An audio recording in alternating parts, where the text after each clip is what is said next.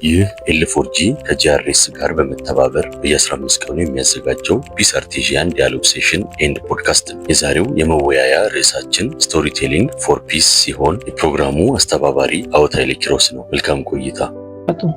የተቀየሩበትን ከሆነ ከውጤት ጋርም ከሆነ ከዛ ጋር ማንነት ከመገንባትም ከሆነ ማንነት ከመገንባት ጋር እነሱ ሆኖ ያሳዩትን ያሳለፉበትን መንገድ ቢነግሩኝ ይሻለኛል እንጂ ያልሆኑበትን ያልደረሱበትን በወር ብቻ የሰሙትን አንተ ብትጠቀምበት ብለው ባይመክሩኝ ወይ ደግሞ እንደ ታሪክ ባይነግሩኝ ይሻለኛል እኔ በግሌ ማለት ነውና እንደየ አንጻራዊ ሊወስነው ይችላል። እኔ ታሪክን መነገር አለበት ብዬ የምስበው ግን በዋነኝነት የግል ታሪክ ላይ የሚለው አሰምርበታለሁ ማለት ነው። አመሰግናለሁ። እሺ ማቴዎስ ከልብ እናመሰግናለን።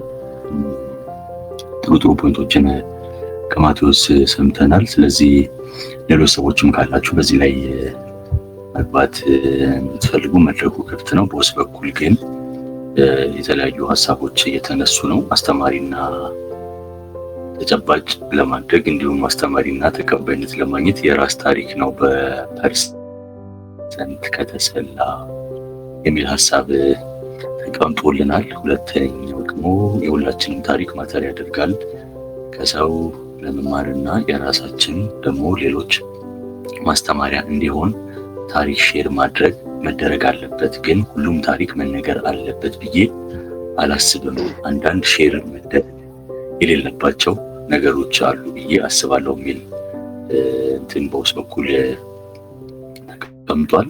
እሺ ለመናገር የማትችሉ ሰዎች ወይ ደግሞ በዚህ ሰዓት ላይ ለመናገር ያልተመቻችሁ ለማለት ነው በታች በኩል መጻፍ ትችላላችሁ ግሩፑ ላይ። ሌላ ሰው መግባት የሚፈልግ ካለ እዚህ ላይ መግባት ይችላል። መርዴ እንዴት አለ? ሰላም ናችሁ? እንዴት ናችሁ? እግዚአብሔር ይመስገን። እንዴት አለ? አለን። እኔ ለማለት ፈልጌ ነውና አሁን ስቶሪ ቴሊንግ የሚለው አጀንዳ ቤዚካሊ ከኛ ፕሮጀክት ጋር በደንብ እንዲቃኝ ፈልጌ ነውና ዋና ዓላማው ወይም ኦብጀክቲቭ የስቶሪ ቴሊንግ አንድ 3 መሰረታዊ ዓላማ አለው። አንደኛ ያው ስቶሪ በሰዎች ኮኔክት ያደርጋል፣ ሰዎች ያቀራርባል፣ ኢምፓቲክ የሆነ ወይ ደግሞ በሰውየው ስሜት ሁነን እንድናየውና ከእንዲህ አይነት ችግር አለበት ወይ እንደዚህ ደርሶብሃል የሚለው የመተዛዘን የመቀራረብ አንደርስታንድ የመደራረግ ዓላማ አንግቦ ነው ስቶሪ ቴሊንግ የሚለው ነገር በዚህ ፕሮጀክት እንደ አንድ አጀንዳ የሚገባው ማለት ነው። እና አንደኛው ይሄ ነው። ሁለተኛው ስቶሪ ቴሊንግ በራሱ የሂሊንግ ሜካኒዝም ነው። ሰዎች የውስጣቸው አጣቸው ችግራቸው ሼር ሲያደርጉ ቶኪንግ ሂሊንግ እንደሚባለው ማለት ነው። ኔጌቲቭ የሆኑ አመለካከቶችን የመውጣት ሂል የማድረግ ሪኮንሳይል ማድረግ ወደ እርቅ የመምጣት መንገድ ነው። ስቶሪ ቴሊንግ አንዱ ወደ እርቅ የምንመጣበት መንገድ ነው። ሰርክል ቤዝድ የሆነ ስቶሪ ቴሊንግ በማድረግ ሰዎች እያንዳንዳቸው የገጠማቸው ህይወታቸው የደረሰባቸው ችግር በአጠቃላይ ግልጽ አድርገው ሲያወሩና ሲናገሩ አንደኛው ያው ኔጌቲቭ የሆኑ አመለካከቶችን የማውጣት ሂል የማድረግ ነው። ሁለተኛው አንደርስታንድ ያደርጋል። በዚህ ስቶሪ ቴሊንግ ሰዎች እኛ በተረዱ ቁጥር የመቀራረብ ሀዘኔታ በለው ወይስ የሆነ ኢምፓታቲክ የመሆን እንትን ስላለው ኦብጀክቲቭ ስላለው ስቶሪ ቴሊንግ አንዱ ጠቃሚ የሚያደርገው ነገር አንደኛ ያ ታሪክ ያመጥፎ ታሪክ እንዳይደገም፣ ሁለተኛ ያ ታሪክ በመናገር ከራስ ጋር ኮንሳይል ማድረግ የማረቅ ፋይዳ የስቶሪ ቴሊንግ የሚለው በዚህ ፕሮጀክት በዋናነት ሰዎች ለማቀራረብ፣ ሰዎች ለማግባባት የሶሻሊ ፖዚቲቭ የሆነ ማህበረሰብ የመፍጠር ሪኮንሳይል የሆነ ማህበረሰብ ለመፍጠር እውነትን ለማውጣት እንደዚህ አይነት በደል ደርሶብሃል፣ እንደዚህ አይነት ችግር ደርሶብሃል፣ ወይኔ ምስኪን በጣም ጠንካራ ነህ ስሜቶችን በማንጸባረቅ ሰዎች እንዲቀራረቡ አንደርስታንድ እንዲያደርጉ ስለሚያደርግ ለዚህኛው ፐርፐስ ብሎ ስቶሪ ቴሊንግ በዚህ እንትን ላይ የመጣውና ከዚህ አንግል እንዲቃኙት እንዲሁት ለማለት ፈልጌ ነው። አመሰግናለሁ። እሺ መርዴ በጣም እናመሰግናለን። ስቶሪ ቴሊንግ አንደኛው የሂሊንግ ሜካኒዝም ነው ብለናል። መርድ ከልብ እናመሰግናለን። ሰዎች የሚድኑበት አንዱ መንገድ እንደሆነ አስቀምጦልናል። አሁንም በዚህ ዙሪያ ላይ ሌሎች ሰዎች ሀሳብ ካላችሁ መድረኩ ክፍት ነው። እንደተለመደው ለፎርጂ መድረኩ ክፍት ነው። የሀሳብ ነፃነትን በሚገባ እንደግፋለን።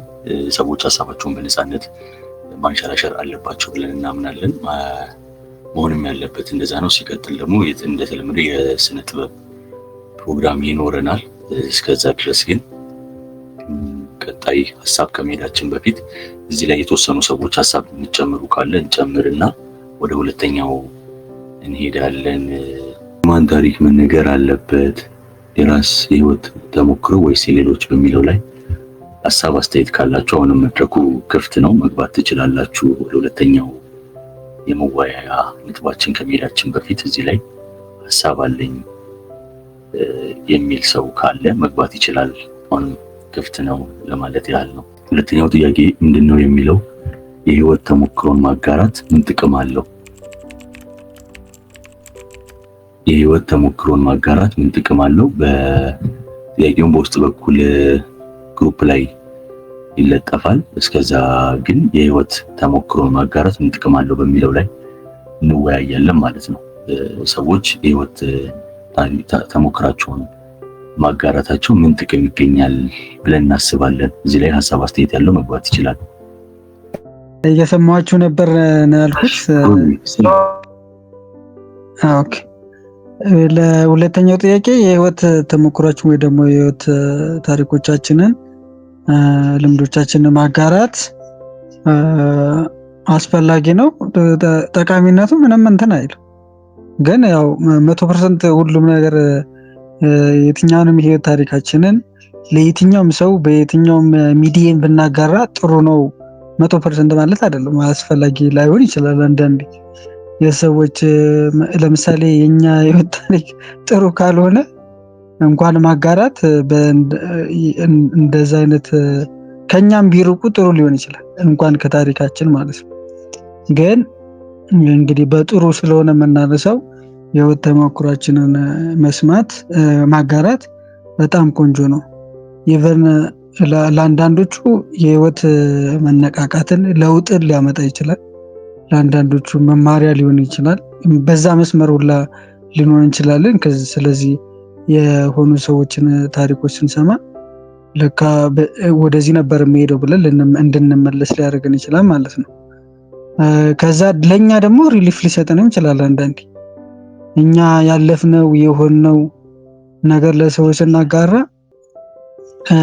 ለሰዎች ጋር የሚደርሰውን እና እነሱ ጋር የመጣውን ለእንትን በጣም ለካ እንደዚህ ነው እንዴ የሁሉ ጥንካሬ ነበር እንዴ ብለን እናስብ እንችላለን። ለምሳሌ ብዙ አሁን እንግዲህ ሶሻል ሚዲያ ከመጣ በኋላ በተለይ በዩቲዩብ የምንሰማቸው ፖድካስቶች ብዙዎቹ የሰዎች ታሪኮች ናቸው። የህይወት መንገዳቸውን ያለፉበትን ነው የሚያጋሩ። ያንን ስንሰማ እንግዲህ እኔ እንኳን የራሴን ስናገር እንግዲህ አንድ እንትን እንደ ብዙዎቻችሁ ልታስታውሱ ትችላላችሁ። የወቸው ጉድ የሚባለው እንትን ላይ አንድ ሐዋሳ ዩኒቨርሲቲ ነበረ የቦሌ ልጅ የሀብታም ልጅ ያጋጠመውን እንኳን ሲያጋራን አይ ቲንክ 4 ሰዓት 5 ሰዓት ይመስለኛል። እኔ ተከታታዮቻቸው አልነበርኩም፣ ግን በአጋጣሚ ጀመርኩት ግን ጨረስኩት ማለት ነው። እንደዚህ አይነት ታሪኮች ለብዙ ሰዎች የመለወጥ ምክንያት ሊሆኑ ይችላሉ። ለኛም ሪሊፍ የሚሰጡን ደስታን የሚሰጡን ሊሆኑ ይችላሉ። ስለዚህ ማጋራት ሰዎች ለምሳሌ ያጋራነው ነገር እኮ ያው የሚቀመጥ ነገር ነው። በሚዲያ የሚሆን በወረቀት በመጽሐፍ መልኩም ብናመጣው አሁን ለምሳሌ እዚህ እንኳን እኛ በቴሌግራም የምናወራው ይቀመጣል፣ ሰነድ ይደረጋል፣ ዩቲዩብ ላይ በፖድካስት መልኩ ይለቀቃል። ስለዚህ ይሄ ነገር ለወደፊቱም እንደ ታሪክ ለሌሎች መማሪያም ሊሆን ይችላል ማለት ነው፣ ይቀመጣል። ስለዚህ ብዙ ጥቅሞች አሉት። በላይኪነ ጥበብ ዘርፍ ለጥበብ ውጤቶችም ብዙ ቀደም ጀምሬው ነበር፣ ምናልባት ካልሰማችሁ ብዬ ነው ደግሞ በመጽሐፍም በፊልምም እንግዲህ ብዙ በእውነተኛ ታሪክ ላይ የተመሰረቱ እውነተኛ የሆነ ኢንሲደንትን መነሻ ያደረጉ ብዙ ፊልሞችንም መጽሐፍትም እንሰማለን፣ እናያለን፣ እናነባለን። ስለዚህ በጣም ተወዳጅ የሚሆኑትም ከእውነተኛ ታሪክ ከሰዎች ትክክለኛ የህይወት ጉዞ የተቀዱ ስለሚሆኑ ነው። ስለዚህ በጣም ተጠቀሙ ለማለት ነው። አመሰግናለሁ። ደሞዝ ከልብ እናመሰግናለን። ጥሩ ፖይንቶችን አንስቷል ደሞዝ። ሌላ ሀሳብ ያለው ሰው አሁንም መግባት ይችላል። በውስጥ አሁንም የተጋራለን ጽሑፍ አለ። ከድክመት ለመማርና ጥንካሬን እንደ መልካም መንገድ መማሪያ ስለሚረዳና ብዙ ጥቅሞችም አሉት። በተለይ የስነ ልቦና ግንባታ ላይ ትልቅ አስተዋጽኦ አለው የሚል መልእክት ደርሶናል። ኤዶተሰው የተባለ ሰው የተባለች እህታችን ይህንን ሀሳብ አጋርታናለች በጽሁፍ። ስለዚህ ጥያቄው አሁንም የህይወት ተሞክሮን ማጋራት ምን ጥቅም አለው የሚለው ነው። እዛ ላይ ሀሳብ አስተያየት ካላችሁ መግባት ይቻላል፣ ሀሳብ መስጠት ይቻላል። በነፃነት ሀሳባችን ማቅረብ ማጋራት እንችላለን። የህይወት ተሞክሮን ማጋራት ምን ጥቅም አለው? ሰላም እንደምናመሻችሁ። እግዚአብሔር ይመስገን። እንዴት አመሸህ? አመሰግናለሁ። ሁሉ ጊዜ እንደምናውቀው ህይወታችን የምንኖረው ከሌሎች ፍላጎት የራሳቸው ተወጥሮ ያስቀመጡት በጽሁፍ መልኩ ሊሆን ይችላል፣ በተለያየ መልኩ ወይ እየሰማን ወይ እያነበብን ግን ራሳችን በመመለስ ከነሱ ኮፒ አድርገን የነሱ ላይ የሆነ ነገር ጨምረን ነው ህይወታችን የምንመራው። ቤተሰቦቻችን ልጆቻችሁን ሲያሳድጉ ወይ ደግሞ ወደፊት ማቹር እንደሆኑ እንደ ተረት የቅድመ አያቶቻቸውን ወይ ደግሞ የሌሎች ሰዎችን ከመጽሐፍ ላይ እንደተረት ህይወት ተሞክሮ ትክክለኛ ታሪክም ሊሆን ይችላል፣ ወይም በመፋሪያ የተፈለሰፈ ሊሆን ይችላል። የተለያዩ ሰዎችን ህይወት ተሞክሮ ለነሱ በተረት መልኩ እየነገሩ ልጆቻቸውን የሚያሳድጉበት የወደፊት ህይወታቸውን በደንብ እንዲቀርጹ ለማድረግ ለነሱ እየነገሩ በብዙ መልኩ ልጆቻቸውን ሊቀርጹ ይችላሉ። በተጨማሪም ሰው ቢዝነስ ውስጥ ከሆነ የንግድ ቢዝነስ የሌላ ሰውን ቢዝነስ መልኩ የራሱን ያሳለፈ ህይወት በማንበብ ወይ ደግሞ ከነሱ ኤክስፒሪየንስ በመውሰድ የራሱ መንገድ እንዲመራ ይረጋል። ውትድርና ላይ ቢሆን ደግሞ በፊት ጀግኖቻችን እሱ ህይወት ተሞክሮ እየሰማ ከነሱ እንዲወስዱ የራሱን ራሱን በደንብ መናገር ጀግንነትን ከሌሎች በመውሰድ ህይወት ተሞክሮች በተለያየ መንገድ በተለያየ ጉዞአችን ላይ በደንብ እንደሚጠቅመን ሁላችንም እናውቃለን። የራሳችን በማጋራት ላይ ደግሞ አንዳንዶቻችንን አሪፍ ህይወት ተሞክሮ የለኝም በማለት ሊሆን ይችላል። ህይወት ተሞክሮ የራሳችንን እሱ ደሞዝም እንዳለው ሁላችንም እንደምናውቀው ብዙ መልኩ ይረዳናል ብዬ ነው የሚያስበው። አመሰግናለሁ። እሺ ወንድማችን ከልብ እናመሰግናለን። ጂቲፒ ኦፖርቹኒቲ ዴስክ ይላል ወይ ስምን ስታስተዋውቅ ተቆራርጦ አልሰማ ይሆናል። በጣም ይቅርታ ጠይቃለሁ። እንደዛ ተፈጥሮ ከሆነ ትንሽ መቆራረጦች ቢኖሩ ጥሩ ነጥቦችን ሰምተናል። አወል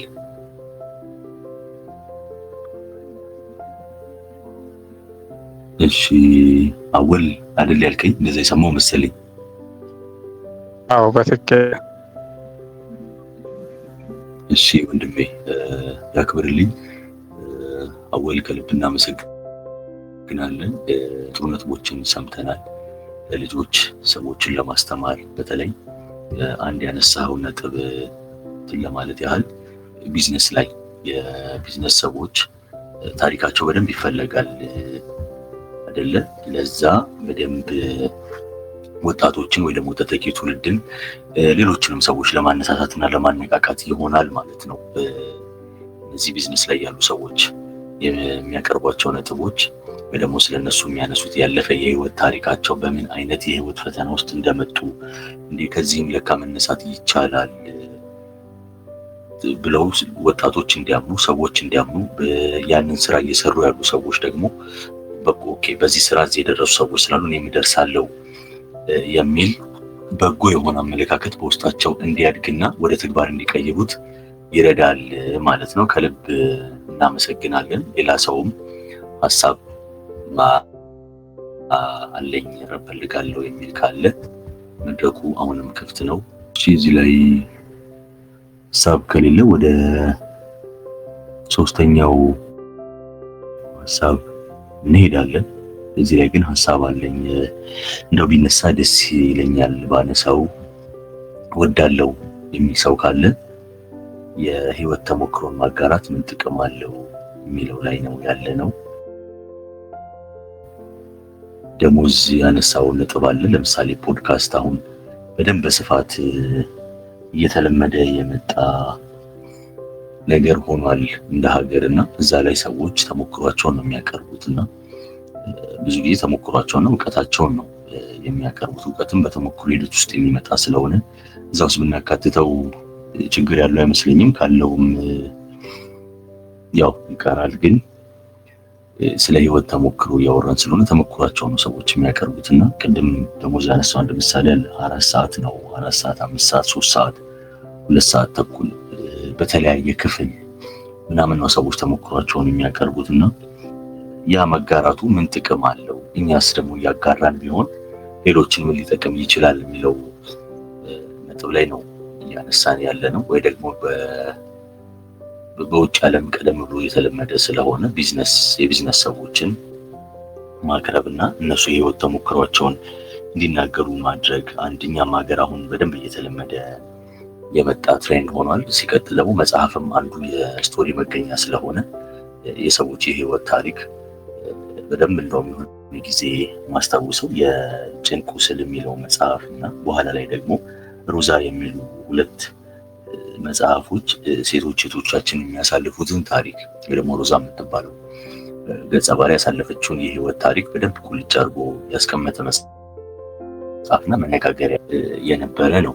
የጭንቁ ስልም ልክ እንደዛው አይነት እንትን ሆኖ በአንዲት ሴት ላይ ይደርስ የነበረውን መከራ የሚያነሳ ነው። ሌሎች ደግሞ ፊልሞችም አሉና እነዛ ሁሉ የህይወት ተሞክሮን በተለይ ፊልሞች ስል በእውነተኛ ታሪክ ላይ መሰረት ተደርገው የተሰሩ የፊልም ዘውጎችን ነው እንትን ያነሳሁትና እነሱ ላይ የህይወት ተሞክሯቸውን ነው ያሳለፉትን የህይወት ታሪክ ነው የሚያስቀምጡልን። ከዛ አንጻር አይተን ምን ጥቅሙ ምንድነው የሚለው ላይ እንድንወያይ ነው። አሁንም ወደ ሶስተኛው ነጥብ ከመሄዳችን በፊት እዚህ ላይ ሀሳብ አስተያየት አለኝ ካለ ማንኛውም ሰው መድረኩ ክፍት ነው፣ መግባት ይቻላል ማለት ነው።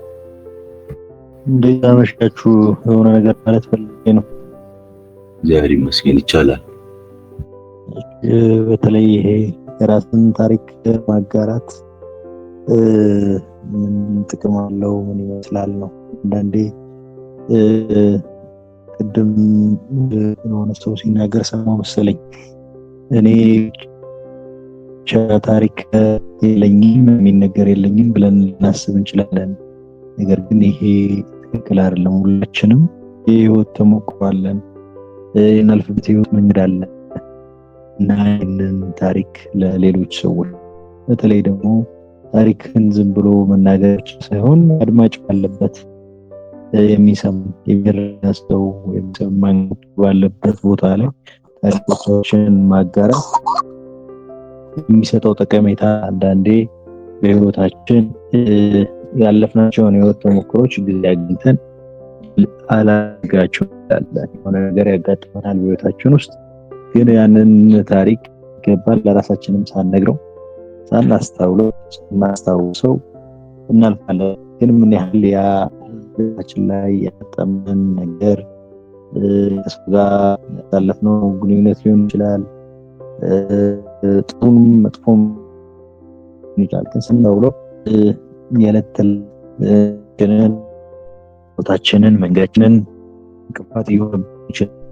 ግን እነዚህ ነገሮች መልሰን በምንልበት ሰዓት ላይ እነዛን ነገሮች ሪፍሌክት እንድናደርግባቸው እንማርባቸው ሌሎች ሰዎችም እንዲማሩባቸው ይፈጥራል። ያ አንደኛ ለራሳችን ዲል አድርገነው ወይም ደግሞ ያንን ህይወት ተሞክሮ ወስደንበት ሊሆን ይችላል ወይም ደግሞ እንትን አድርገነው ሊሆን ይችላል። ክሎዥር ወይም ዘግታ ሆነ ይሄ ነገር በእኔ ጋር አልፏል ዝግቻለሁ ብለን እንትን ልንለው እንችላለን። ወይም ደግሞ ለሌሎች ሰዎች አጋርተነው ሌሎች ሰዎች ሊማሩበት ይችላሉ። ከዚህ ተጨማሪ አንዳንዴ ሰዎች ይሄንን የሚያደርገው እንደዚህ ሊሆን ስለሆነ ነው ከዚህ ስለመጣ ያካይ ሰው ስለሆነ ነው ይሄን የሚያደርገው የሚል ምልከታ እየታየናቸው ይችላል። ነገር ግን የሆነ ነገርን የምናደርግበት ለምሳሌ የምንነሳበትን ምክንያት ለሌሎች ሰዎች ብንነገር ሰዎች ሊኖራቸው የሚችሉ ሳንቶች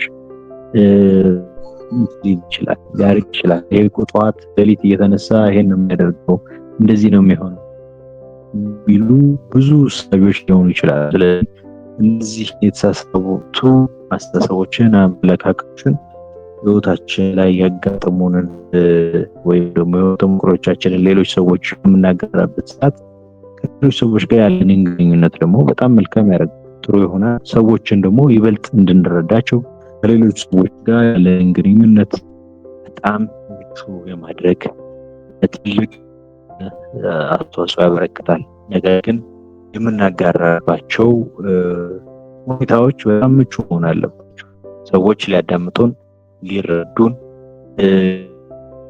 ክፍት በሚሆን ሰዓት ላይ ሰዎችን ወይም ሰዎች ደግሞ ያዳምጡን ነው ብለን የምናስባቸው ሁኔታ ላይ ውስጥ ሲገኙ ታሪኮቻችንን ማጋራት ጠቀሜታው ብዙ ነው። ስለዚህ ካለራስና ከሌሎች ሰዎች ጋር ለሚኖረን ግንኙነት በጣም መልካም አስተዋጽኦ ያደርጋል። ለማለት አመሰግናለሁ። ሰላም ጋር ምናምን ምናልባት የህይወት ተሞክሮ ማጋራት ጥቅም ነው፣ የራሱ የሆነ ጥቅም ነው። ግን አለ የራሱ የሆነም ለምሳሌ በቀላሉ በራሴ ስንሳ የግል የህይወት ተሞክሮን ልናደርግ ይችላል። ተሞክሮ ሲባል ሊካፈል የሚችል ለሰዎች ሊጋራ መሆን አለበት ማለት ነው። ለምሳሌ ጉዳዮች ልናደርግ እንችላለን ምናልባት እና ለመናገር ጥቅም ነው።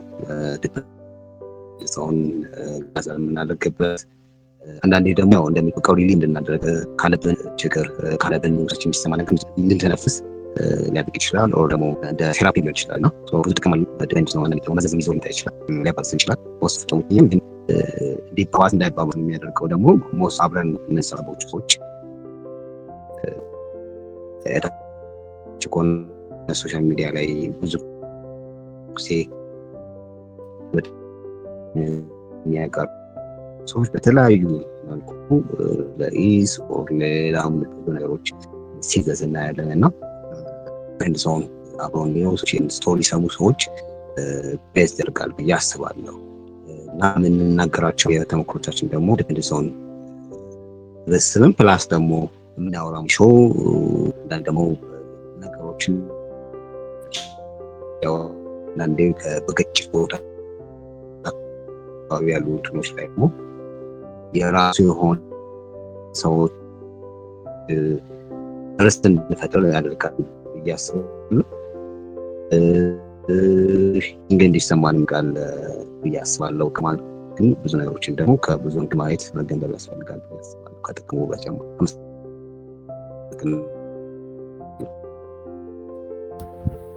እሺ ዮኒዬ ከልብ እናመሰግናለን። በጣም ቆንጆ ሀሳብ ነው። በውስጥም የተጋሩና ሀሳቦች አሉ። የህይወት ተሞክሮ በተለያዩ የህይወት ዘርፎች እንድናድግ እንድንማርና ለስኬት የሚረዳ ኃይለኛ መሳሪያ ነው ይላል። ልምዶችን ማሰላሰልና መተግበር ግቦችን ለማዳበር ይረዳል የሚል ይዘት ያለው ጽሁፍ ተጋርቶልናል ጸጊ እናመሰግናለን። ጸጊ ዮኒም ልብ እናመሰግናለን። የአጽኖትም መጥቷል። የዛሬው ርዕስ በጣም ትልቅ ርዕስ ነው። ለሰዎች ትልቅ ዋጋ አለው እንደቀላል እንዳናየው የሚልም ሀሳብ በኢሊኒል ተጋርቶልናል። ከልብ እናመሰግናለን። በተለይ የግለ ታሪኮች በጣም ቀላል አይደሉም። በሰው ህይወት ላይ የሚፈጥሩት ተጽዕኖ እጅግ ከፍ ያለ ነው፣ በመልካምም በመጥፎም ማለት ነው። ለምሳሌ ወጣቶች በሚያዩት አይታችሁት ሊሆን ይችላል። አንድ ተከታታይ ያለ ናርኮስ የሚልና እዛ ላይ ስለ ድረግ ሎርዶች ነው የሚያነሳው። ያው ኔል ቻፖ ጉዝማን ምናምን ኤስኮባር ምናምን ከነሱ ጋር የተያዘ ታሪክን ነው የሚያነሳውና እዛ ታሪክ ላይ እነዛ ሰዎች በምን ያክል ደረጃ ይፈሩ እንደነበረ፣ የሚፈጥሩት ተጽዕኖ ምን ያህል ገንዘብ ያገኙ እንደነበረ በታዳጊዎች ላይ በደንብ ገብቶ በእኛም ሀገር ላይ አንዳንድ ሰዎች ወጣቶች እነዚህ ነገሮች ሲሳቡ እናያለን። በተቃራኒው ደግሞ የሰዎች ህይወት ተሞክሮ ያሳለፉት ውጣ ውረድ፣ ያለፉበት፣ ያለቀሱበት፣ የታመሙበት፣ ያጡበት፣ የተቸገሩበት፣ ሰው ፊቱን ያዞረባቸውን ታሪክ ያሳለፉና ያንን ደግሞ አሸንፈው ዛሬ ላይ በኩራት መቆም ስለቻሉ ሰዎችም ታሪክ እንሰማለን። ብዙ ጊዜ እንደውም ራሳችንን ስናጽናና ምን እንላለን?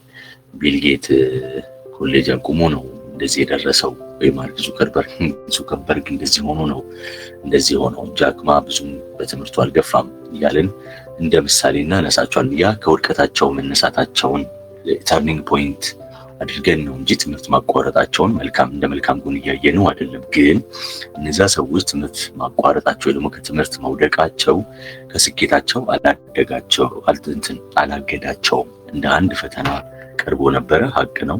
ግን ያ ሳያገዳቸው ሰዎቹ ለትልቅ ደረጃ መድረስ ችለው ነበር። ጃክማ የተባለ አንድ ቻይናዊ ባለ ሀብት አሁን የሚታወቀ አሊባባ ግሩፕን እናውቀዋለን ብዙዎቻችን እና የዛ መስራች የነበረ ሰው በትንሹ ከ24 በላይ የስራ አይነቶችን እንደተባረረ፣ አብዛኞቹ ደግሞ መባረር ሳይሆን ገና እንትኑን አትመጥንም አንተ ተብሎ የተገፋ ሰው የነበረ ነው። ከዛ በኋላ ነው አሁን ላይ ዓለማችን ላይ አሉ ከሚባሉ ቱጃር ነው የሚሏቸው በቢሊዮን ደረጃ ያላቸውን ሰዎች እና ከቱጃሮች መካከል ያለ በፎርብስ መጽሔት ደጋግሞ የሚጠራና አመታዊ ትርፉ ከፍ ያለ ሰው ነው። ያ ሰው ከብዙ ውድቀቶቹ ብዙ ወጣቶች እንዲማሩ ወጥቶ ቀርቦ እንትን ብሏል። ሀሳቡን ወይ ደግሞ ተሞክሮን አቅርቧል። እነ ቢል ጌትስን ማንሳት እንችላለን እና ሌሎችም የቢዝነስ ሰዎች አሉ። ለምሳሌ የሪቻርድ ጋር ጸሐፊ ነው ሮበርት ኪዮሳኪ የሚያነሳው ነጥብ አለ። ሪቻርድ ፕሮዳክት የሚለው መጽሐፉ ማለት ነው። ምንድነው የሚለው? ሁለት አባቶች አሉኝ ነው የሚለውና አንደኛው ባለሀብት ነው፣ አንደኛው ደግሞ መምህር ነው። መምህሩ የስጋ አባቱ ሲሆን ባለሀብቱ ደግሞ የጓደኛው የአብሮ አደጉ አባት እንደሆነ ነው የሚያስቀምጠውና ምንድነው የሚለው? ከልጅነት እስከ ወጣትነቱ ያለፈበትና ለስኬት የበቃበትን የህይወቱን ተሞክሮ ነው እዛ ላይ የሚያስቀምጠው። መጽሐፉ በጣም ቤስት ሴል ወይ ደግሞ በደንብ ከተሸጡ መጽሐፎች መሀል ዝርዝር ውስጥ መግባት እየቻለ ነው። ሲቀጥል ደግሞ በጣም ብዙ ሰዎች እዛ መጽሐፍ ውስጥ ግን የምናገኘው ሮበርት ኪዮሳኪ የተባለ አንድ ህልመኛና ተስፈኛ ወጣት ያሳለፈውን ውጣ ውረድ ነው። በልጅነቱ መጽሐፍ ማከራየት ከጓደኛው ጋር የጀመረና በኋላ ላይ በወጣትነት ዘመናቸው የእሱ ጓደኛ ወይ ደግሞ የሮበርት ኪዮሳኪ ሀብታሙ አባቱ የስጋ አባት ለልጁ ለዛኛው ልጁ ያወረሰውና እሱ ግን አባቱ መማርን እንዲያስቀድም በመማሩ ተበትን ስኬት እየነገረው ያደገ እና በፈተናዎች ውስጥ ያለፈ ወጣት የነበረ በኋላ ግን የስኬት ምሳሌ መሆን የቻለ ሰው ነውና ብዙ ወጣቶች ደግሞ የዚህን ሰው ታሪክ እንደ አንድ ተሞክሮ ወስደው እሱ ያለፈበትን ውጣ ውረድ ማለፍ አያቅተንም ብለው ብዙ ሰዎች ተሳክቶላቸውና የሱ መጽሐፍ በማንበባቸው ጥሩ ቦታ እንደደረሱ ያስቀምጣሉ። ሌሎችም ሰዎች አሉ። በተለይ UFC ቦክሲንግ ላይ ምናምን ታሪኮችን ማየት ብንችል ሰዎች መብላት የማይችሉ ሰዎች ማለት በህይወታቸው በቂ የሚባል ምግብ ማግኘት ያልቻሉ ሰዎች በህይወት ተሞክሯቸው ያሳለፉትን ነገር ሲያስቀምጡ ለምሳሌ ጃን ክላውድ ቫን ዳምን ማንሳት እንችላለን። በስፖርቱ ዓለም በፊልሙ ዓለም እና ምግብ እንኳን ሰርቄ በምበላበት ጊዜ ነበረ ያለ ሰው ነው። ምግብ ሰርቆ ከገበያ ይመገብ ነበር ማለት ነው፣ ምግብ ባለመኖሩ። ይሄ የህይወቱ ተሞክሮ ነው። ግን ከዛ ህይወት ከጎዳና ህይወት ወጥቶ ዛሬ ላይ የአክሽን ፊልሞች ንጉስ ተብሎ ምናምን የሱ አክሽን ፊልሞች በቢሊየን ደረጃ ገቢ ማድረግ የቻሉ ፊልሞች ናቸው። አጠቃላይ ነው፣ በነጠላ አይደለም እያልኩ ያለሁትና የሱ የህይወት ታሪክና ሌሎችም በእኛ ሀገር ላይም በተለይ አሁን ፖድካስት ላይ እየቀረቡ ያሉ እነ ኃይሌ ገብረስላሴ ትምህርት ቤታቸው በጣም ሩቅ የነበሩ ልጆች ነበሩና ያንን ርቀት ግን ወደ ምንድን ነው የቀየሩት? በህይወት ተሞክሯቸው ሩጫ እንዲለማመዱ አድርጓቸዋል። ነደራርቱ ሌሎችም ትልቅ ደረጃ ላይ የደረሱ አትሌቶች አሉንና የዚህ የህይወት ተሞክሮ አሁን ላይ አትሌቶች አልችልም እንዳይሉ ወይ ደግሞ አልተሟላለኝም እንዳይሉ ሰዎች በሌሊት በልጅነታቸው ጅብ ምናምን ሳይፈሩ ከቤታቸው ትምህርታቸው እየሮጡና ትምህርት ቤት ውስጥም ተጨማሪ የስፖርት ውድድሮችን እየተሳተፉ ትልቅ ደረጃ የደረሱ ሰዎች ናቸው። ሮናልዶ ማንሳት እንችላለን። እግር ኳስ ተጫዋቹ በአንድ ወቅት አንዲትን ሴት ይፈልጋት ነበረ የሚል የህይወቱን ተሞክሮ ሰምተናል።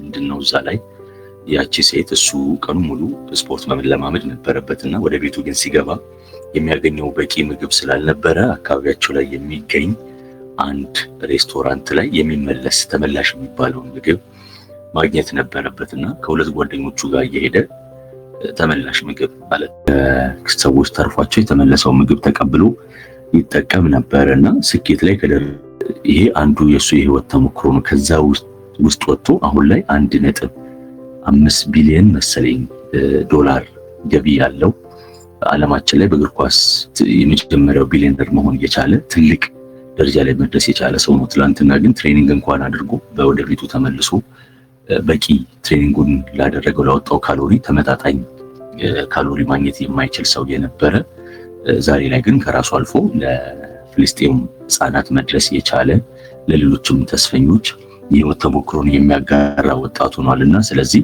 የህይወት ተሞክሮን መናገር እጅግ በጣም አስፈላጊ ነው። እዚህ ውስጥም እያንዳንዳችን የሆነ የህይወት ተሞክሮ ይኖረናል። ስለዚህ በዛ አንጻር እንትን እንለዋለን። ባለፈው የጀመርነው አንድ ጽሁፍ ነበረ ከ15 ቀን በፊትና ክፍል 2 ይቀጥላል ብለን ነበር የተለያየ ነው። እስከዛ ሶስተኛው ጥያቄ ከማንሳታችን በፊት ወደ እሱ መሄድ እንችላለን። በኋላ ላይ የካርድ ሽልማቶች ሊኖሩን ስለሚችሉ የተለመደው ማቴዎስን እንጠብቃለን። አሁን እሱ ብቻ ስለሆነ አሸናፊ የሆነ ያለው ስለዚህ ዛሬ ማቴዎስን እንጠብቃለን። የሚጥለው ማቴዎስ የምታዚዙ ማለታችን አይቀርም። ማቲ በዚሁ ከቀጠልክና እሺ እስከዛ ድረስ ጽሁፉን ክፍል 1 ምን ላይ እንደቆምን የሚያስታውሳለን። የባለፈውን ጽሁፍ ክፍል 2 እንቀጥላለን። ርዕሱ ፍቅር ከኃጢአት ይላል። እሺ ክፍል 2 ላይ ግንባሯን ስሟት ወደ ቤት ገባች፣ ደስ ብሏታል። እሱም የማይረሳው ምሽት እንደሆነ እያሰበ ነው። ሰዓት ከስልኩ ላይ ተመለከተ። 3 ሰዓት ከ30 ይላል። በጊዜ ነው የተለያየ ነው አለ ለራሱ። ለምን ምንም ነገር እንዳላደረገ ገርሟታል። ተገናኙ፣ ቤቷ ድረስ ሸኛት። በቃ አለቀ። የፍቅር ህይወት ላይ የተለመደው የስጋ ፍላጎት ነገርን አላነሳም። ከዚህ በፊትም አንስቶ አያውቅም። ሁሉም በጊዜው ይሆናል ይላታል። ዛሬ ግን የተለየ ፕሮግራም ነበራቸው። ግን እሱ የበፊቱ ማንነቱን ይዞ ነበር የመጣው። ተገረመች። ስልኳ ጠራ። እሱ ነበር የመሰላት፣ ግን አይደለም። የምትወደው ልጅ ሳይሆን የምትወድለት ልጅ ነበር። አነሳችው። የኔ ውድ ደህና ነሽ? እንዴት ነህ የኔ ማር? አለሁልሽ። አልናፈኩሽም እንዴ? በጣም ናፍቀኸኛል። እናንተ ሰፈር ነበርኩ። መሽቷል እኮ አለችው። መኪና ውስጥ ነኝ። ሰላም በይኝና ትመለሻለሽ። አላስቻላትም። ግን አልቆይም። አይዞሽ አትቆይም። አይ ብቻ ልበልሽ። ወጣች እሱን ለማግኘት። በቤት ገብቶ ደወለላት። የደወሉላቸው ደንበኛ መስመሩን እየተነጋገሩበት ነው። ዘግቶ ትንሽ ቆይቶ ደወለ። የደወሉላቸው ደንበኛ ስልክ አይመልሱም። እንደሰማ ዘጋው። የጽሑፍ መልእክት ላከላት። የኔ ሔዋን በሰላም። መልስ አልመለሰችም። መኪናው ጋር ደረሰች። ግቢ አላት። ስልኳን አይታዋለች። የምትወደው ልጅ ነበር የደወለው። ያ ፍቅር ካለው ስትለው የነበረ ልጅ መልእክት ልኮላታል። ምርጫዋ ዝምታ ነበር። የምትወደው ልጅና የምትወድለት ልጅ መሃል ናት። ግን የምትወድለት ልጅ አስቀደመች። መኪና ውስጥ ገባች። ሳማት። ትንሽ ቢደብራትም አልጠላችውም። የኔ ቆንጆ ናፍቀሽኛል። ከንፈሯን በአውራ ጣቱ እየነካ አላስቻላትም። እኔም የኔ ማር አለች በተለወጠ ድምፅ። ለምን እንዲህ እንደምትሆንለት አታውቅም። ግን እሱም የሚያደርግባትን ሆነ የሚያደርግላትን ትወድለታለች። ወደ ራሱ አስጠጋት። ከንፈሯን ሳማት። ሙሉ ፈቃዷን ሰጠችው። ሁለቱም ወደ አንድ ዓለም ሄዱ። ላይመለሱ ሄዱ። በስሜት የሄዱበት መንገድ ምን ያህል እንደሆነ ሳያውቁ ሄዱ። አንድ ነገር ቀርቷል። እዚህ የእሷ ድምፅ እሱን እየሰማ ነው። በምድር ሁሉ ያሉ የግጥም ባለሙያዎች የማይጽፉት ግጥም፣ የዜማ ደራሲያን የማይደርሱት ዜማ፣ ይህንን ዜማ የሙዚቃው ሊቅ ሞዛርት እንኳን የማያዘጋጀው፣ ቤትሆቨን የማይቀምረው፣ በወንዶች ተደርሶ በሴቶች ብቻ የሚዜም፣ ከዛኛው ዓለም ከአንድነት ዓለም እዚህ የነጠልነት ዓለም ድረስ የሚሰማ፣ የሰሙት ሁሉ አእምሯቸው ልባቸውና አካላቸው እኩል ተባብሮ የሚሸነፍለት ድምፅ ከመኪናው ውስጥ ይሰማል። አመሰግናለሁ። ክፍል 3 በቀጣይ ፕሮግራም ይቀርባል ማለት ነው። እሺ ወደ ሶስተኛው ጥያቄ እንሄዳለን። ካለን ከሰዓት አንጻር ሶስተኛውን ጥያቄ እናነሳለን። የሶስተኛው መወያያ ነጥብ ስለ ሰዎች ወይም ደግሞ ቡድኖች የተሳሳተ አመለካከት ወይም እይታ ኖሮን ከጊዜ በኋላ ግን እንደተሳሳትን የተረዳንበት ታሪክ እስኪ ያካፍሉን ይላል። እኛ ለሰዎች የሚኖረን አመለካከት የተሳሳተ ሆኖ ወይ ደግሞ ለሆኑ ቡድኖች ሊሆን ይችላል፣ ግን በኋላ ላይ ያስተካከል ነው ካለ ማካፈል ይቻላል። ግሩፑ ላይ እንትኑ ይጻፋል፣ ሐሳቡ ይጋራል ማለት ነው። እዛ ላይም ገብተን ማንበብ እንችላለን። ለመድገም ያህል ግን ስለ ሰዎች ወይም ደግሞ ቡድኖች የተሳሳተ አመለካከት ወይንም እይታ ኖሮን ከጊዜ በኋላ ግን እንደተሳሳትን የተረዳንበት ታሪክ ካለ ያካፍሉ ይላልና እዚህ ላይ እንደዚህ አይነት ታሪክ ገጥሟችሁ ያላችሁ ሰዎች ከሆኑ ካላችሁ ባካችሁ መድረኩ ክፍት ነው፣ ማጋራት ትችላላችሁ። ማጋራት የምትችሉ ሰዎች ካላችሁ ባካችሁ መድረኩ ክፍት ነው። አሁንም እንትኑን ግሩፕ ላይ ድሮፕ ይደረጋል። ሐሳቡ ስለ ሰዎች ወይም ቡድኖች የተሳሳተ አመለካከት ወይም እይታ ኖሮን ከጊዜ በኋላ እንደተሳሳትን ተረድተን ያስተካከልነው የህይወት ተሞክሮ ካለን፣ ለምሳሌ እከሌ እንደዚህ ነው ብለን ያ ሰው ያልሆነው ነው ብለን በኋላ ግን ሲገባን ወይ ደግሞ ያ ሰው የተሳሳተ ስም እንደሰጠ ነው አውቀን የተውነው ታሪክ ካለው ቡድኖች ሊሆኑ ይችላሉ። የሆነ አንድ ቡድንን እነሱ እንደዚህ ናቸው ብለን በኋላ ግን ሳይሆኑ ቀርተው ያስተካከልነው ካለ አሁንም መድረኩ ክፍት ነው፣ ሐሳባችሁ ማቅረብ ይቻላል። እንደቆያችሁ ድጋሚ አለን። እሺ ይሄ ሀሳብ የሶስተኛው ሀሳብ እንኳን ብዙ ነካክቶ ቢያስባኝ በዋነኝነት ነካክቶ ይነራል። ከሰዎች ጋርም እንደዚህ ካለፈ በኋላ ስናወራም እነሱም ተመሳሳይ ሀሳብ ውስጥ የነበሩበት መንገድ ያለና በጣም አጋጥሞኛል። ግን አሁን ላይ እያስተካከልኳቸው ነው ማለት እችላለሁ። እንደዛ የሚሰማኝ ስሜቶች ሰዎች ምናምን እያስወገድኩኝ ነው ብያስበኝ። ግን እስኪ ወቅቱን አስታውስ ልከኝ የቅርቡን ባስታውስ ደስ ይለኛልና እንዳጋጣሚ የመንጃ ፈቃድ ያወጣው በቅርብ ጊዜ ማለት ነውና እዛ ላይ ዝም ብሎ ይሆናል አይደለ? ማያወራ ምናምን የሚደብር ነገር እኔ በባህሪ የሚጫወት ምናምን ሰው ነኝ። ማያወራ በቃ ከሱ ውጭ የሚሸሽ አባቱ ነው። በቃ የደበረ ልጅ ነበርና በቃ ወደ 2 ሳምንት ምናምን ትሬኒንግ ላይ ነበርን። ሰላም ሳንባል ጨረስን ማለት ነው። ነገር ግን የመጨረሻ የምንጨርስበት አካባቢ ሰርተፍኬት ምናምን የምንጨርስበት አካባቢ ላይ ለምንድን ነው ግን እንደዛ እስኪ ለምን አላናገረኝ ምን ገዘመ ይኖራል ብዬ ከሱ ጋር ብቻ ነበርና ማላወራው ከዛ ማለት ነው። ከዛ ተዋወቅኩትና በቃ ስልክህን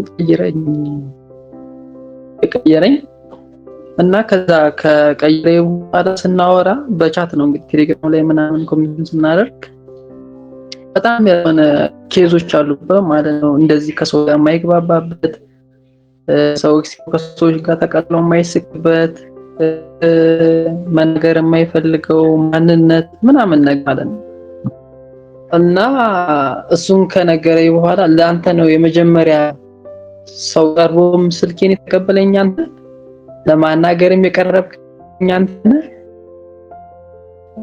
እንዲህ የውስጥ የመተንፈስ የፈለኩት ለአንተ ነው ብሎ የነገረኝ ልጅ አለው በቅርብ ጊዜ ማለት ነውና ከዛ በኋላ ምን ልበል ማለት እንዲህ ሰዎች የሆነ ኬስ ካቸው በስተቀር እኛም ኢነርጂያችን አለ አይደለ? ኢነርጂያችን እነሱን አይፈልግም፣ የነሱ ልጅ እኛን አይፈልግም። እንደኔ መፋፋት ባሪ ይጥሯል የሚል ሐሳብ የመጣብኝ ማለት ነው።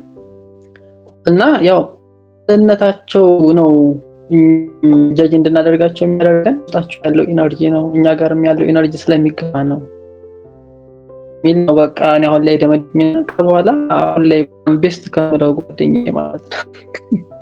እና እሱን ማንነት በጣም የማስታውሰው ነው ማለት እንዲህ ጀጅ አድርጌው በጣም መጠላው ልጅ ግን የሆነ ወኩት በኋላ ደግሞ በጣም ወደውና ጓደኛ ያደረኩት ያውም የሚስጥር ጓደኞች መሆን ይቻልንበት ማለት ነው።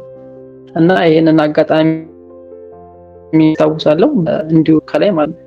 ሌላኛው ደግሞ ከኔ ጋር የመጣ ነውና ልጆች የነገሩኝ እኔን ሲያስቡ ማለት ነው። እሱ ደግሞ አስታውሳለሁ መቀሌ ዩኒቨርሲቲ ነው የተማርኩኝ። መቀሌ ዩኒቨርሲቲ ሆኜ የጁም ማንነት ቅድም የነገርኩ ማንነት ለሰው ነበርና ያው ግቢ ስትናገር ስታወራ ጮህ ምናምን ሌላ ስም እንደሚወጣ ነው ከዚህ ተደርገን የገባ ነው። ከቀደም ብለው የገቡ ተማሪዎች ምናምን ነገሩን የገቡና የሚሰራ ተማሪ አይጫወትም፣ አያወራም፣ ትኩረቱን ባብ ላይ ነው፣ ከሰው ጋር አይገናኝም፣ ማውራት የለበትም ተብለን የገባው እና ሰዎች ደግሞ የሚረዱብኝ ያው እኔ አሁን ልጁን ስረዳበት የነበረው መንገድ ነውና ከ2 ዓመት በኋላ እነዛ ጃጅመንት እንዲህ አይነት ሰው ነው የሚጣሉ ልጆች ማለት ነው በኋላ አብረን ከሆነ በኋላ ነገሩኛ አንድ ወር ላይ ስንገባ አንድ ወር መደረሰ እና እንደኔ ውጭ ላይ ማሳየውና ዶርም ውስጥ ደግሞ ከመቀርባቸው ዶርም ናቸው ከማሰባቸው ሰዎች ጋር ደግሞ ማሳየው ሌላ ነው። ክላስ ውስጥ ሌላ ማለት ነኝ፣ ዶርም ውስጥ ደግሞ ሌላ ማለት ነኝ ማለት ነውና ዶርም ውስጥ ሲያቀሙ ሌላ ሰው ነኝ እና እንዲህ ይህንን ማንነት ነው እንዲህ ጀይስ እናደርግ ነበር። እኛንም ከአልባሌ ግምት ስላሳረፈብኝ ነበር። እኛ በጣም ነበር የምንጠላ። ለምንድን ነው እንደዚህ የሚሆነው? ለምንድን ነው እንደዚህ የሚያደርገው? ምናምን እያልን እንትን ነበር እና እዚህ ዶርም ውስጥ ከገባን በኋላ ግን ያ ስህተት እንደነበረ ገብቶናል ምናምን ብለው የነገሩኝ በጣም ማለት እኔ እስካሁን ድረስ እንደዛ ከሚሉኝ ውስጥ ከሁለቱ ጋር ጓደኛ ነኝ እና ካሉ ጋር ደግሞ ቅርቡ ካገኘሁት ጀጅ ከማደርገው መጣላው ወይ ደግሞ ከሚደብረኝ ውስጥ አሁን ቤስት ጓደኞች ስንት አሉ ብትለኝ እነዚህ ሶስቶች ማረሳና ህይወት ውስጥ ካሉ ማለት ነው ከወንዱ ጓደኞቼ እና ይሄንን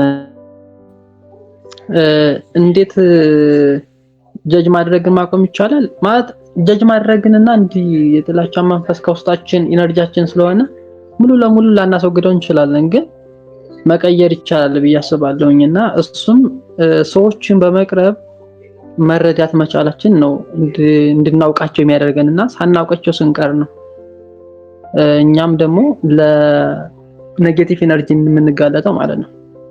ስለዚህ እሱን ትኩረት ካደረግንበት በጣም ቀላል ነው እና ያኔ እኔ ደፍሬ በመሄዴ ማለት መጫወትን ስለምፈልግና ውስጤ ጥያቄ ፈጥሮብኝ ስለነበረ ነው ልጁንም ለማናገር የደፈርኩኝና እንዲህ ረጅም ሰዓት አላወራንም። ሰላም ነው ምናምን እንዴት ነበር መንጃ ፍቃድ ፈተና እንዴት ነበረ ውጤትስ እንዴት ነበር በሚል ስልክ ተቀያየርንና አለፍን ማለት ነው። በዛ ሰዓት ግን በውስጥ ላይ ስናወራ ማለት እኔ ስለተሰማኝ በምን ኬዝ ነው እንደዚህ ልጣለው ቻልኩት የሚል ጥያቄ ስለፈጠረብኝ ነው እሱን ላወራው የፈለኩኝና ሳወራው ምናምን ሌላ ታሪክ ስለነበረው ነው ማለት ነው። ያንን ማድረግ ያልቻለበትና እንዲህ ነገሮችን መቀየር የምንችልበትም ኢነርጂ ያለው እኛው ማንነት ውስጥ ነው ማለት ነውና በዛ መልኩ እኔ በጣም አጋጥሞኛል ማለት ነው። በራሴም በኩልና እኔ ሰዎችንም ጀጅ በማድረግ በኩል በመጥራት ማለት ነው። ቅድሚያ ሳላቃቸው በመጥራት በኩል ደርሶብኛልና ማረሳቸው ገጠመኞች ናቸው እነዚህ። አመሰግናለሁ። እሺ ማቴዎስ ከልብ እናመሰግናለን። ጥሩ ተሞክሮና ጥሩ ትምህርት እንደወሰደበት ነው በደንብ አድርጎ ሼር ያደረገን። ሌሎቻችሁም እዚህ ላይ ሀሳብ ካላችሁ መግባት ይቻላል። አሁንም መድረኩ ክፍት ነው። ሶስተኛው የመወያያ ነጥብ ላይ ነው ያለነው። እሱ ምንድነው? ስለ ሰዎች ወይም ደግሞ ቡድኖች የተሳሳተ አመለካከት ወይም ደግሞ እይታውን ከጊዜ በኋላ ግን እንደተሳሳተን የተረዳንበት ታሪክ ካለ ያካፍሉን ነው የሚለው። ለሰዎች የሆነ አይነት አመለካከት ኖሮን ምንም ቀረቤታው ሳይኖረን ከሩቅ ሆነን ማለት ነው፣ ወይ ደግሞ ለቡድኖች ግን በኋላ እንደተሳሳተን የገባን ታሪክ ካለ አሁንም መድረኩ ክፍት ነው፣ ማካፈል ይቻላል ማለት ነው። ሶስተኛው የመወያያ ነጥብ ላይ ያለ ነው። በዛ ላይ ሀሳብ አስተያየት ካላችሁ መግባት ይቻላል። ሰዓት ስለሚገድበን ወደ አራተኛው ከመሄዳችን በፊት ሶስተኛው ላይ የተወሰኑ ሰዎች ሀሳባቸውን ላስቀምጡ ብለን ነው። ተሞክሯቸውን ስለ ሰዎች ወይም ደግሞ ቡድኖች የተሳሳተ አመለካከት ወይንም እይታ ኖሮን ከጊዜ በኋላ ግን ያ እንደተሳሳትን ተረድተን ያስተካከል ነው የህይወት ተሞክሮ ካለን ማካፈል እንችላለን ማለት ነው። እሺ እዚህ ላይ ሀሳብ አስተያየት ካላችሁ አሁንም ወደ አራተኛው ከመሄዳችን በፊት መግባት ይቻላል። የተወሰኑ ሰዎች ስታዩኝ ያላችሁ ጆይን ማድረግ ይቻላል። ስለ ሰዎች ወይም ቡድኖች የያዝነው የነበረ የተሳሳተ አመለካከት ወይም እይታ በኋላ ግን እንደተሳሳትን ገብቶን ያስተካከል ነው እንደተሳሳትን የተረዳንበት ታሪክ ካለ አሁንም ማቅረብ ይቻላል። ወደ አራተኛው ጥያቄ እና ወደ መጨረሻው ከመሄዳችን በፊት ማለት ነው። እሺ ወደ አራተኛው እና ወደ መደምደሚያው መወያያ ነጥባችን ወይም ጥያቄያችን መሄድ እንችላለን። የማቴዎስን ሰምተናል። ሌሎቻችሁም ካላችሁ አሁንም ማጋራት ትችላላችሁ። ለግለሰቦች ወይም ደግሞ ለቡድኖች የተሳሳተ አመለካከት እይታ ኖሮን እንደተሳሳትን የተረዳንባቸው ታሪኮች ካሉ ማቅረብ ይቻላል። ካልሆነ ግን ወደ አራተኛው ነው የዛሬው መደምደሚያ መወያያ ነጥብ ወይም ደግሞ ጥያቄ እናመራለን ማለት ነው። መግባት ይፈልግ ሰው ካለ አሁንም መግባት ይችላል። ካልሆነ ግን አራተኛው ምንድነው? ታሪኮቻችን ለሰላም ያላቸው አስተዋጽኦ ምንድነው የሚለው ይሆናል ማለት ነው። ታሪኮቻችን ለሰላም ያላቸው አስተዋጽኦ ከሰላም ጋር ያለው ግንኙነት ማለት ነው። እሱ ምንድነው የሚል ነውና እዚህ ላይም ሀሳብ አስተያየት ካላችሁ መግባት ይቻላል ማለት ነው። ታሪኮቻችን ከሰላም ጋር እንዴት ይገናኛሉ የሚለውን የመደምደሚያ መወያያ ነጥብ ላይ ነው ያለነው። እዚህ ላይ ሀሳብ አስተያየት ካላችሁ መግባት ትችላላችሁ። ምንድነው ታሪኮቻችን ማለት እንደ ጋራም እንደ ግልም ያለን ማለት ነው። እኔ ለምሳሌ ያሳለፍኩት ህይወት መቼም ከሰው ጋር ሊያነካካኝ ሊያጋጨኝ ይችላል። ያ ሰው የተለየ አመለካከት ሊኖረው ይችላል ከኔ። ስለዚህ ሁለታችንም የተለያየ ታሪክ ናሬቲቭ ነው ትርክት ይኖረናልና ያን እንዴት ለሰላም ማዋል እንችላለን? ወይ ደግሞ ቡድን ሊሆን ይችላል፣ በቡድኖች መካከል ሊሆን ይችላል እና ከዛ ጋር ተያይዞ እንዴት ለሰላም ልናውለው እንችላለን? ለሰላም ያለው አስተዋጽኦስ ምንድነው የሚለውን ነው እንድናነሳ የተፈለገው። ስለዚህ እዚህ ላይ ሀሳብ አስተያየት ካላችሁ አሁንም መድረኩ ክፍት ነው፣ መግባት ይቻላል። እንግዲህ ስቶሪ ቴሊንግ ፎር ፒስ ወይም ደግሞ በቡድን ምን በጋራ ያሉን የግለ ታሪኮች የታሪክ ያሉንም ታሪክ ነገሮች በጣም ለሰላም ብቻ ሳይሆን ለምሳሌ እንደ ቡድን እንደ ማህበረሰብ ወይ እንደ ኤቭሪቲንግ በጋራ ያለ ነገር ላይ ስናስበው ለሀገር ግንባታ ምን በለው ለመንግስትም ለመቀጠል እንግዲህ አንድ በጋራ የሚኖር ቡድን ወይም ሀገር ወይም ህዝብ ለመቀጠል እንዲችል የታሪክ ነገሮቹ በጣም የተስተካከሉ መሆን ይኖርባቸዋል እና በጣም ፔሲሚስት ጨለማ ሳይሆን ደግሞ ፖዚቲቭ ቢሆን ጥሩ ነው። ግን ፐርሰናሊ ለምሳሌ ስቶሪ ቴሊንግ ያው የግል ታሪኮቻችን ስናወራ ወይም ከሌላ ሰው ከታሪክም ከየት የሚያገኘናቸውን ታሪኮች ስናጋራ ፐርፐዙ ነው ለሰላም ሆነ ለጥላቻ ለግጭት የሚለው የሚወስነው ማለት ነው። በሚነገሩ ታሪኮች ሀገር ልናጣላ ህዝብ ልናበጣብጥ እንችላለን። የሩዋንዳ እንኳን እንግዲህ በሬዲዮ በተነገረ ነገር ነው ያ ሁሉ ነገር የተፈጠረው። የጀርመንም በለው የኛ ሀገር ምንም በተለይ በሶሻል ሚዲያ ብዙ ነገር አይተናል። በጥቂት ቃላት በጥቂት እንትኖች እንግዲህ እንዲሆኛለው ምን እንዲሆነናልም በሚለው ማለት ነው። አሁን ደግሞ እንደው ትንሽ ሰው እየሰለችውን አላውቅም እንጂ ሁሉም ተበድያለው እንዲሆኛለው አንዱ እንትን እንዲያርጎኛል እኔ ተጨቁኛለሁ ማይል የለም ኢትዮጵያ ውስጥ ሁሉም ሚዲያ እስካገኘ ድረስ ወይ ደግሞ ሶሻል ሚዲያ እስካገኘ ድረስ ማለት ነው። ስለዚህ እንዴት ነው ለሰላም የምንጠቀምባቸው የሚለው የሚመስለኝ የመጀመሪያ ለሁሉም እድል መስጠት ነው። ሁሉም እንዲያወራ እንግዲህ ከተነጋገርን ሁሉም ለምሳሌ በዛም በዚህም በምስራቅም በምዕራብም ያለው ሲያወራ አንዱን ማዳመጥ ከቻለ አይ ቲንክ ለመጣላት እድል የሚያገኙ ለግጭት ወደ ግጭት ለመግባት እድል የሚያገኙ አይመስለኝም። ምክንያቱም በዛው ልክ አንደኛው እንዲሆኛለው በሚለው ሲያለቅስ የተጎዳውን ሲነግረ ስንሰማ ኤምፓቲ ወይ ደግሞ ሩህሩህ የመሆን እድላችን ሰፊ ይሆናል። አንደርስታንድ እንደራረጋለን ማለት ነው ሁላችን እንደ መንግስትና ህዝብም ከታሰበ ደግሞ መንግስትም ቢያዳምጠን ይረዳናል። እኛም እሱን በትክክል የልቡን ቢነግረን እናዳምጠዋለን፣ እንረዳለን፣ አንደርስታንድ እንደራረጋለን ብዬ አስባለሁ። ስለዚህ የመጀመሪያው እድል መስጠት ነው ሁሉም ታሪኮቹን እንዲናገር። ከዛ ግን ፐርፐዙ ግልጽ መሆን አለበት። የሚነገርበት እንትን ለሌላ ጥላቻ ወይ ለሱፐሪዮሪቲ ኢንፌሪዮሪቲ ኮምፕሌክስ ሳይሆን ተረዱኝ አይነት በሚለው ለፖዚቲቭ መሆን አለበት ማለት። እንደዛ ካልሆነ ምንም ትርፍ አይኖረውም ስቶሪ ቴሊንግ ማለት ነው። እነዚህ ስቶሪ ቴሊንግ ደግሞ በተለያየ ፎርም ሊነገሩ ይችላሉ። በሚዲያ በአርት ፎርም ሊነገሩ ይችላሉ። እንዲሁም በዛፍ ስርም ቁጭ ብለን ልንሰማቸው እንችላለን። የሆነ ቦታም ቁጭ ብለን ካፌም ልናወራቸው እንችላለን ማለት ነው። በእንደዚህ አይነት አሁን በምናወራው መልኩም ሊወራ ይችላል። ስለዚህ ለሰላም እንዲሆን እድል መስጠት ግን ፐርፐዙን ፎር ዘ ፖዚቲቭ ዋይዝ ብቻ መሆን አለበት። እንደዛ ከሆነ ጥሩ እንትን ሊያመጣ ይችላል ብዬ አስባለሁ። ፌክት ሊኖር ይችላል ብዬ አመሰግናለሁ። ግን እዚህ ያላቸው በሙሉ የኤክስፐርት ወሬ ስላልሆነ ጀስት ዲያሎግ የምናውቀው ነው የምናጋራው። እንትና ልክ ነው አይደለም የሚለው ስላልሆነ የመሰላችሁን የገባችሁን ሁላችሁ የምታወሩ በቂ ብዬ አስባለሁ። ቴንኪዩ አውት። እሺ ሙዜ እናመሰግናለን። የተለያዩ ፖይንቶችን እንዳሰልናል ከልብ እናመሰግናለን። ሌሎቻችሁ መግባት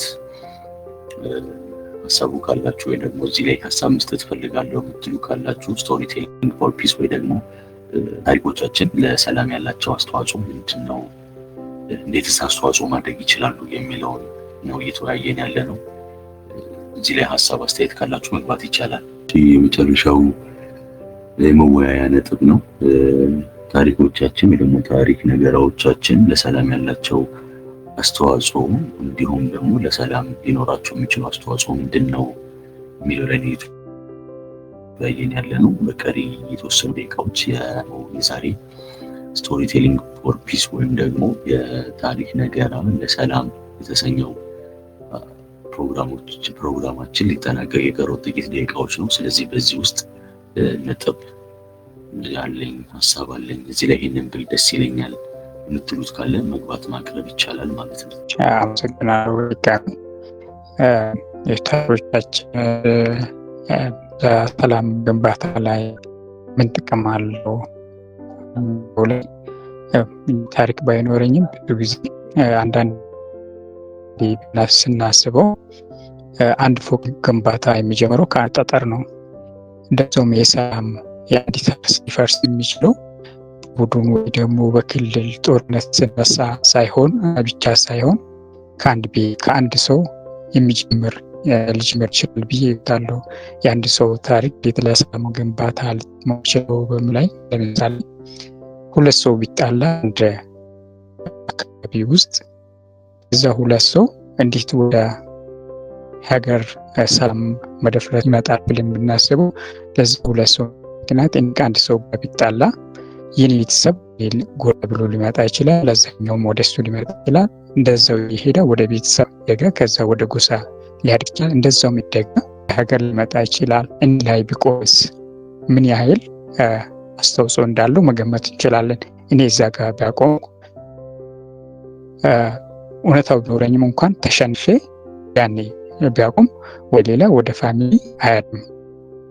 እንደዚህ ሆኖ አንድ ሰው የሆነ ነገር ቢጣላ የሆነ ጸብ ቢነሳ ራሱ በቃ ተሸንፎ ሊሸነፍ ሌላ ነገር ቢነሳ ብሎ ቦታ ብንሰጠው ለዚህ ነገር ግምት ብንሰጠው ብዙ ነገርን ልንድነው እንችላለን። ይህ ነገር አስተዋጽኦ ይላል። እንደዚያው ለአንድ ፎቅ አንድ ጠጠር ይጀምራል ብለን እንደምናስበው ይሄ ዝም ብሎ ወይ ተረት ወይ ደግሞ የሆነ ነገር ብቻ አይደለም። አንዲት ብሎኬት አንድ ፎቅ ላይ ብትነሳ በዛ ብዙ ነገር ሊገባ ይችላል፣ ንፋስ ሲገባ የተለያየ ነገሮች ሊሉ ይችላሉ። አንዲት ድንጋይ እንዳለ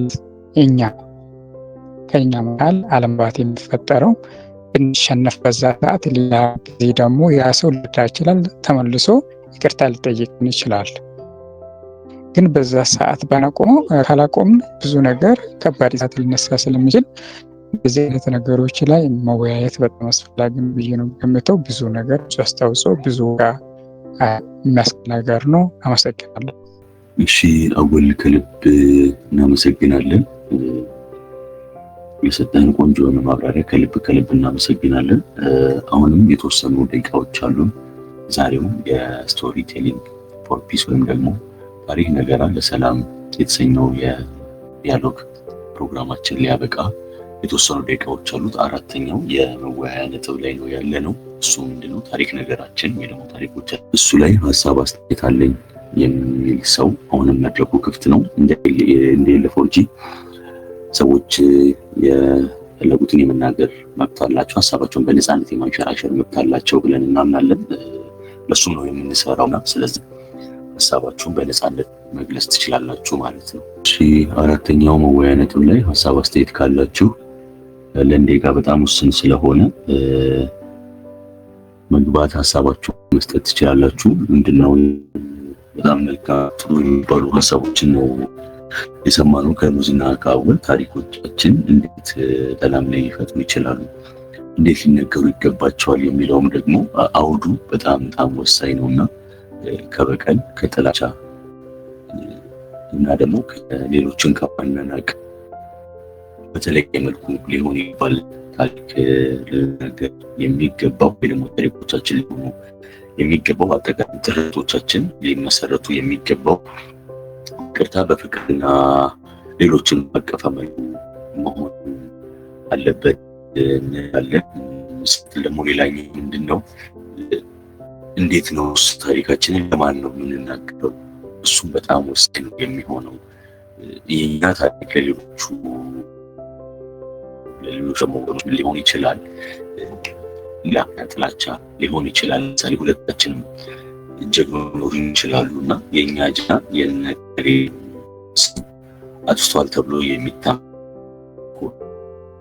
የምናቀርቡ የሚሆንም መወሰን ያለበት ነው።